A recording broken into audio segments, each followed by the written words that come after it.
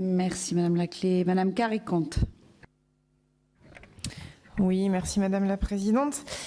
Merci aussi Madame la rapporteure pour ce travail et pour nous permettre d'avoir ensemble cette réflexion essentielle ce matin sur ce qu'est le service public de l'emploi dans un contexte social qui a déjà été rappelé à de nombreuses reprises.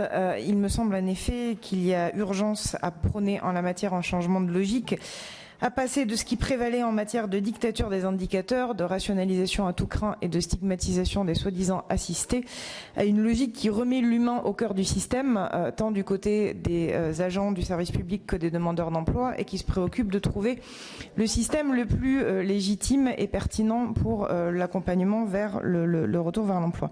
Une chose importante que je souhaitais souligner parmi vos préconisations, ça a déjà été fait par mon collègue Robillard, c'est la question de la réforme du régime des radiations, qui, à mon sens, fonctionne aujourd'hui de manière parfois ubuesque. Et je salue notamment votre proposition d'interdire les radiations pour les cas de non-réponse à un entretien téléphonique ou à une convocation électronique.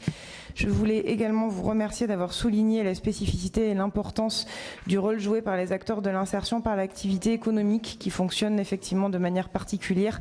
D'ailleurs, il y aura notamment des propositions pour renforcer leur rôle dans la loi à venir sur l'économie sociale et solidaire qui traitera aussi de cette question-là. J'avais deux questions à vous poser pour finir. La première, ça a déjà été rapidement évoqué par Jean-Patrick Gilles tout à l'heure, c'est à propos des écoles de la deuxième chance dont vous soulignez la pertinence et l'intérêt. Je voulais également savoir ce qui vous avait poussé à les ranger plutôt du côté des acteurs du service public de l'emploi plutôt que du côté des acteurs de la formation professionnelle, ce qui à mon sens m'apparaissait plus logique. Et je voulais également vous poser une question sur les questions de sous-traitance, puisqu'à mon sens, il est important de distinguer ce qui révèle de la sous-traitance et ce qui révèle de la co-traitance.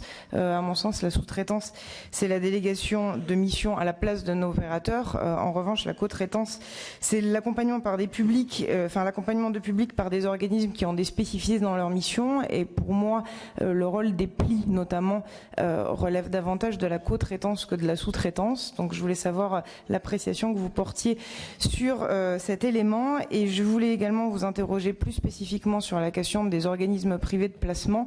On sait que leur efficacité et leur capacité notamment à accompagner les publics les plus vulnérables peut faire débat. Est-ce que vous avez travaillé spécifiquement cette question-là dans le rapport et est-ce que vous avez vu des éléments sur cette question du recours aux OPP spécifiquement ?